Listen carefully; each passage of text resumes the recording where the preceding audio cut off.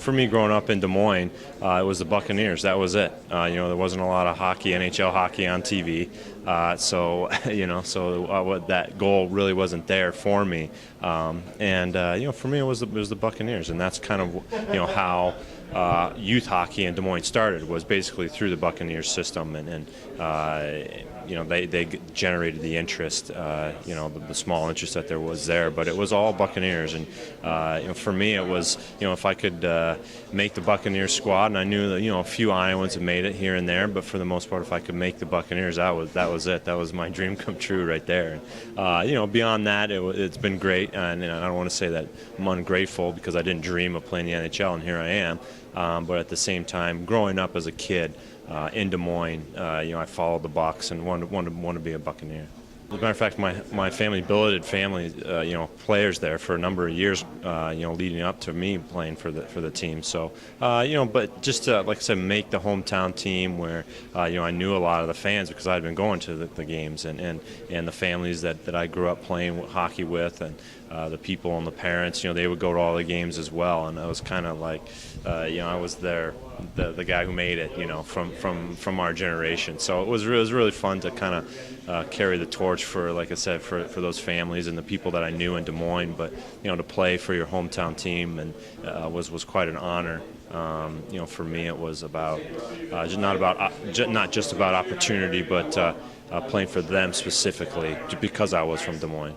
It was a very competitive league, and for me, it was a way for me to judge where I stood in terms of the other kids my age, in the nation.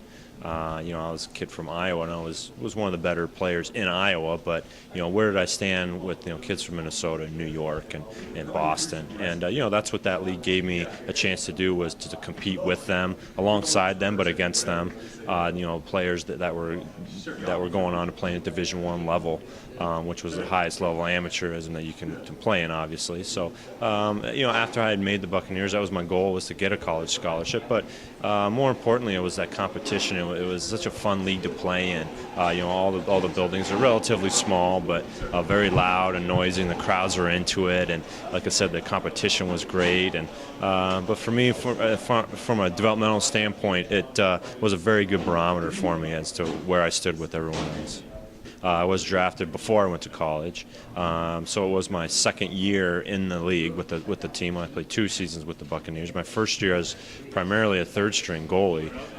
Didn't play a whole lot, and then going into my second year, I got more playing time, and I was able to make the All-Star game that year. And so that was kind of my developmental process, was from one year to the next, and just keep getting better and adapting. And I think that's kind of been my motto or my thing as getting to this level. The NHL was just to keep adapting and keep improving and getting better. And I think that's what happened. Me going through the couple of years with the Buccaneers, was that I was able to kind of make those next steps, make the All-Star team, and that's when colleges started generating interest in me, and as well as some of the pro teams.